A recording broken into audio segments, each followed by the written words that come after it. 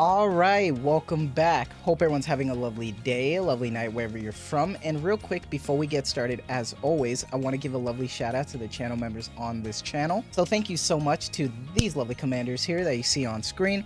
Thank you guys so much for your guys' constant generosity and support to me as always.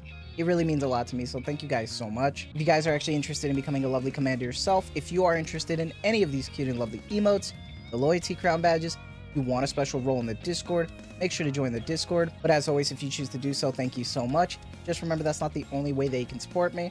Just watching the content like you are right now is truly the best way. Liking, subscribing, and commenting, everything really does help. So thank you guys so much. And for today's video, I'm sorry that these last few days I haven't been uploading. Been really busy with finals week, but the anniversary is still ongoing, so I hope you guys understand that. That being said, while the anniversary is still ongoing and we have Mahara pulls tomorrow, really excited for that. But I did want to go back and update some of my guides, especially from the 2-year, because the meta has changed a little bit, and I want to try to focus more on the new players that are joining the anniversary. Now, when it comes to this, just remember that waifu is always going to be the mainstay focus. If there is a character you really like, no matter what, no matter the skills, go for them. The video is going to be mostly comprised for PvE/tower and focus more on the skills and the meta rather than waifu. But remember, waifu is always subjective, so go with what you want first. It is interesting when we talk about this though, because new players have had it easier now to break the 160 wall to further level up. And I don't remember a lot of the caveats, but one of the bigger caveats that I want to talk about is this bonus recruitment system that you see right here. You see Litter, Naga, and Alice. I believe every 100 pulls, you get to get a copy for free, and that is really, really huge. Not only are these some top meta characters, but then you get them for free and they can help you get close to breaking that 160 wall by needing 5 limit break characters, or to be more precise, 5 max limit broken characters. Sorry about that. That being said, let's talk about this. So there are going to be 4 manufacturers that we talk about now. Now this bottom one actually is kind of still recently new in my opinion, which involves the Overspec and the Pilgrim Wishlist. They are hard to choose, but now that you don't have to worry about getting scared by some characters you don't like, it's a lot better now in my opinion. Now with Elysion, there are a lot of units in this, but they are not that great unfortunately. Elysion is kind of cooked, but there are some really great ones still in the bunch, and the easily burst one to recommend, especially for tower, is going to be D-Killer Wife. D-Killer Wife provides a lot of CDR as well as piercing. Even though piercing really isn't provided to a lot of the units that are in Elysion, it's still a great character, especially for her CDR alone. And for tower, she is the recommended pick in my opinion. There are characters like Emma that aren't really that great anymore. Miranda has her treasure, but she's more catered towards the Snow White Maxwell team. And from all of that, I feel like D-Killer Wife is still the preferred pick. I understand Siren is a burst one that is out right now, but when it comes to tower, I think she is a great unit. Not only looks-wise, but skills-wise, and she's still in the meta. Burst 2 is going to be interesting because there is a duo that is very hungry for materials, but right now we actually have a new thing right now with Drake's like villain pass thing, where you can get a lot of materials, and this is something very new and it's very awesome. We are getting a lot more materials now. Seeing a lot more people invest in other units is really great. I don't know if they're going to keep that up, but I hope we get more UI events like that because that's really helpful. Because of all these materials, I feel like right now investing in the maids is going to be a huge like win, especially for PvE content and the tower itself. So investing in Maid Mast and Maid Anchor to me is the play. Maid Mast provides a lot for the team. Not only does she provide a lot of attack, a lot of critical and distributed damage, which is the meta right now, but still helps a lot of units in general. One caveat with her though is that you need Maid Anchor. That's what makes them a duo. The reason for that is because Mast unfortunately has something called Drunken Stacks. Drunken Stacks are their own thing, but the most critical part of Drunken Stacks is that when you reach 3 Drunken Stacks, she will be stunned and she will be gone for like 10 seconds, which is critical for damage in the game, you know? So right now, when you pair her with Maid Anchor gets rid of one of her stacks, so she never reaches 3 stacks, so she'll never get stunned. That is the reason for her, but she is still really useful. Maid Anchor provides a lot of reloading speed, as well as really good healing. In terms of tower, to me, they are a huge necessity and helped me clear a lot of Elysion Tower so far. That being said, I also use them for PvE content. I'm really high level, so for me right now, the combat power really isn't a problem. So I've just been having fun with teams. Right now I'm using Siren, Maid Duo, Quincy, and I'm having a lot of fun with it. I prefer that team as well. just for the waifu aspect, honestly. Now, if you don't feel comfortable investing in 2 full units, I completely understand. Another recommendation I could give for PvE/tower as well is going to be our lovely teacher Marciana. Marciana is a decent burst 2. The biggest thing that I want to give her credit for is her healing, because her and Anchor share the same type of healing, which is this weird storage healing. If you really don't want to invest in the maid units and you want to just have good healing, I think Marciana is a good alternative play. Now, when it comes to the final unit to go for right now, it's kind of tricky. There's a lot of ways you can go about it if you want to think about long term, but if you want to focus more on synergy, you could go with Phantom. Phantom does have distributed damage, albeit she's kind of a weaker one from all of the distributed damage picks, but for Elysion Tower, if you pair her with the maids, she will do pretty good for what she's trying to do. If you don't really like Phantom and you want to go for someone else, maybe you want to think about long term, or you just want good power now to someone to invest in, I honestly think Maid Privity is a great choice as well. Just remember though, she is a very hungry material unit, so if you already invested in the maid, she might not be the best pick you want to go for. Maybe go for someone else like Phantom, or even going for like maybe Privity, even though she's not the strongest pick anymore. If you want to focus on treasures in the future and you want to try to get some copies early of somebody, if you want to go with Helm because she is also one of the better treasures in the game right now, I would recommend it. Or if you really like Diesel and you want to get her treasure and know some more lore about her, then I would go with that as well, but it's just not my preferred pick. In my opinion, I think that sums up Elysion for now. Let's move on and let's start talking about Missilis. And easily, without having to like worry, I am going to be recommending Litter.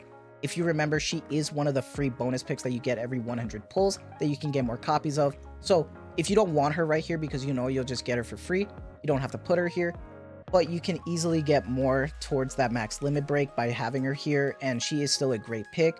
I mean, she has been a launch unit since like almost 3 years ago, and she's still a powerhouse, still like a top 3 burst 1. She only recently got power crept with Rappy Red Hood in my opinion, and then now extremely power like creeped by Siren, but she is still really, really good. Now, Missilis does have their own duo, albeit only really one is still in the meta and the other one's kind of getting forgotten about, and I'll talk about why. Because Naga is still a really good mainstay character. She pairs really well with a support burst 2 called Crown. Her healing provides a lot that can buff Crown, and in my opinion, she is a mainstay right now for healing as well. So if you want to go that route as well, I completely understand. Her partner's a different story though. When we talk about Tia, one of the bigger caveats with her is that you need another burst 1, and in my opinion, a lot of people don't really want to deal with that. She does provide cover though, but you don't really need both of them for her to synergize. So in my opinion, she is not that recommended. But if you really want to have the duo because you really like Tia, then go for it. I'll leave it here as well. A really good burst 3 that also takes a little bit of investment is going to be Ayn. I think Ayn is a really great character. What she does with her feathers, she's a very strong unit. Just remember that she needs to be invested in. And on that route, I do want to give a lovely shout out to my favorite girl, Quincy. I love Quincy. Not only is she a great looking unit, she is a very strong unit who I also pair with in the main campaign with Siren. They have very good synergy, and she's just really strong in general. Not only does she look great, but she also has great like output. Now, here is the thing. If you do play PvP, I will say that Jackal is going to be a necessity. So if you do play PvP, investing in Jackal might be a great choice for you. So just think about that. Now, if you want to think about treasures or something, I would recommend going for Drake's treasure.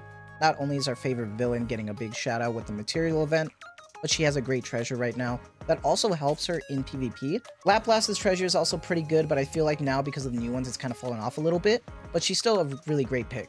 Now that I kind of talked about a little bit of Missilis, let's move on to Tetra. Tetra is kind of interesting because we have a huge whopping list right here. A lot of units here, a lot of them, and not all of them are great. First, let's talk about Alice. Once again, she is one of the units, same with Naga and Litter, that you can get for free. And in my opinion, it'll be easier to try to max limit break them that way, but it's up to you if you want to go for it. Just remember though that she is a very hungry unit material wise. She's very strong, but she is very, very needy. So just keep that in mind. Now, before we talk about the bunny girls, I do want to give a lovely shout out to probably my favorite burst 1 from Tetra, which is Rouge. I love Rouge a lot. Not only is she a good CDR unit, but she provides max HP for the team and helps alleviate some troubles with the bunny girls.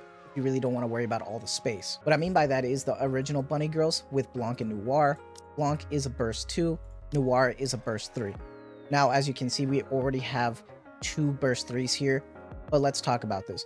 So the reason for the need to have one of these units with Blanc is that she will have a longer burst 2, if you don't have another bunny girl or someone from her squad. If Blanc does not have her own teammate with her, her burst is going to take longer to generate. Instead of 20 seconds, it'll be, I think, is it 60 seconds, I believe? And that's just not good for a burst 2 at all, especially in 2025. So you need to at least have one of her teammates with Rouge or Noir. And in my opinion, Rouge is probably the better way to go because you don't really have to worry about Noir. And Rouge is just a great burst 1, so it pairs up really well.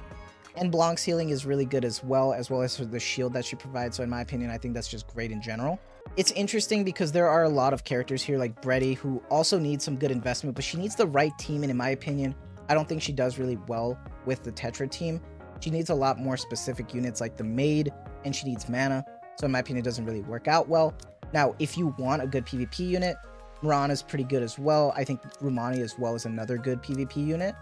But if we are talking about another final unit, it's kind of hard because there is a lot. If you want another burst 1, you could go with Volume. Volume is another good unit. Once again, though, she is getting massively power crept right now by Siren, especially for being wind coated. She is still a mainstay favorite though, especially looks wise, so I completely understand if you want to get her. Biscuit is also another great PvP pick as well. It's just hard to say. Same thing with Noise. There's just a lot of units with so little to choose from. Now for me, I just really love Rupee. Rupee's just my favorite girl from launch, so I'll always give her love, but it's so hard to choose what you want to go for, so you just choose. Now, if you want to invest in a shotgun team that's really, really good, just takes a lot of investment, Bunny Soda is also a really great unit, especially if you want to get that Drake treasure in the future to make a great shotgun team. Just needs a lot of investment, unfortunately. There's just a lot to pick from, so go with your heart. Now, lastly, we're ending with the Pilgrim Overspec, so let's talk about it. So there are a lot of units to choose from right now. Obviously, you would probably want to put Siren when she gets added to the wish list after this whole update. But if we're going to talk about just a burst 1 in general outside of her, we are going to put Rappy Red Hood because she could be a burst 1 or a burst 3. Getting her now would be the play because you can put her in tower and Elysion as well.